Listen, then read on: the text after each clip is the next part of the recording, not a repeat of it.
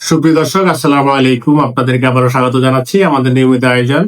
আমাদের আজকের বিষয় হচ্ছে যে আমরা কিভাবে আমাদের পোষ্যের, বিশেষ করে বিড়ালের তাপমাত্রা বা জ্বর মাপবো। আমরা অনেক সময় দেখা যায় যে নিজেরাই নিজেদের পোষ্যের জ্বর মাপার জন্য প্রয়োজন হয়, কিন্তু আমরা সঠিক জ্ঞান না থাকার কারণে জ্বরটা মাপতে পারি না। সেজন্য প্রপার ডায়াগনোসিস বা প্রপার তথ্য ভেটকে আমরা দিতে পারি না। আমাদের জ্বর মাপার জন্য খুবই কমন কিছু জিনিসের প্রয়োজন হবে। সেটার কথা হচ্ছে যে এরকম একটি থার্মোমিটার, এটি বিশেষ কোনো থার্মোমিটার না। এটি হচ্ছে যে আমাদের মানুষের যে নরমাল তাপমাত্রা মাপার জন্য যে থার্মোমিটার গুলো আছে ওগুলাই। এরপরে আমাদের প্রয়োজন হবে একটি অ্যালকোহল প্যাড। এগুলা বাজারে যে কোনো ফার্মেসিতেই আপনারা অ্যাভেলেবেল পাবেন। আর আর একটা প্রয়োজন হচ্ছে যে আমাদের একটু গ্লিসারিন জাতীয় জেল। আপনারা গ্লিসারিন ইউজ করতে পারেন, বাসায় মেরিল পেট্রোলিয়াম জেল ইউজ করতে পারেন। আমাদের কাছে এটা আছে, আমরা এটা ইউজ করছি।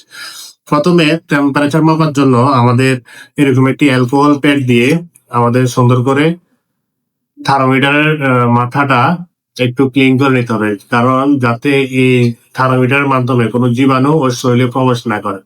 এটা ক্লিন করার পরে আমরা গ্লিসারিন পরিমাণ একটু পরিমাণ গ্লিসারিন ও থার্মোমিটারের মাথায় আমরা একটু লাগিয়ে নিব, যাতে হচ্ছে যে বিড়াল থার্মোমিটার দেওয়ার সময় ব্যথা না পায়।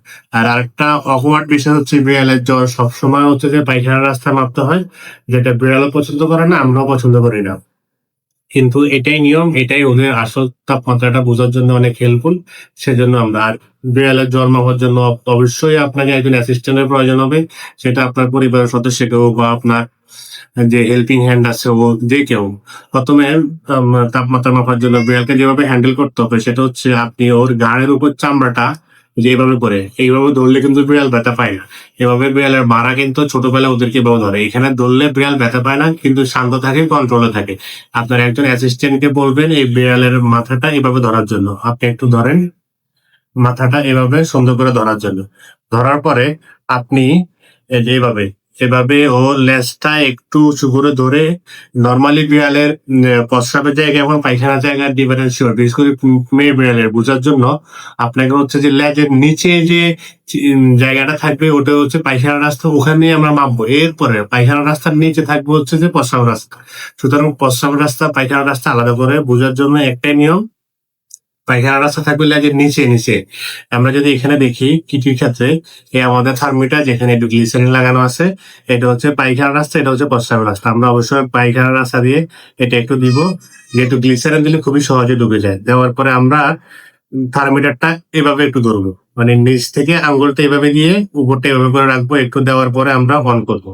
অন করার পরে আমরা যতক্ষণ পর্যন্ত না থার্মোমিটার ডাক দিবে ততক্ষণ পর্যন্ত রিডিংটা নিব। তবে অবশ্যই গ্লিসারিন দিবেন। অনেক সময় দেখবেন যে ক্লিনিকের মধ্যে গ্লিসারিন ইউজ করা হয় না। ওনারা খুবই অভিজ্ঞ, ওনাদের এসবের দরকার হয় না। কিন্তু আপনাদের অবশ্যই গ্লিসারিন ইউজ করা উচিত।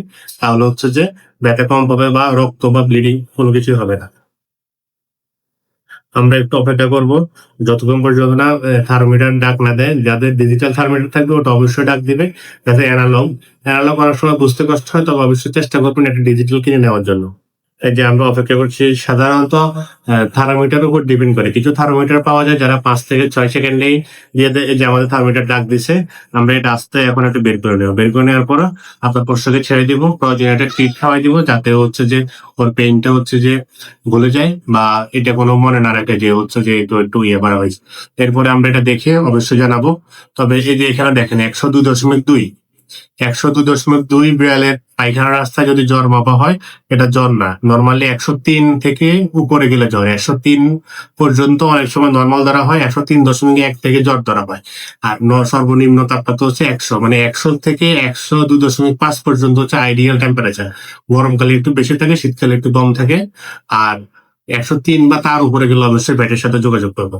এরপরে আমরা এটা হচ্ছে যে একটু টিস্যু বা হচ্ছে যে যেহেতু গ্লিসারিন লেগে আছে এবং কিছু পায়খানা লেগে আছে, এটা গ্লিসারিন টিস্যু বা এমন কিছু দিয়ে একটু মুছে ফেলবো, যাতে আপনার হাতে কোনোভাবে না লাগে। টিস্যু দিয়ে একটু মুছে ফেলবো। মুছে ফেলার পরে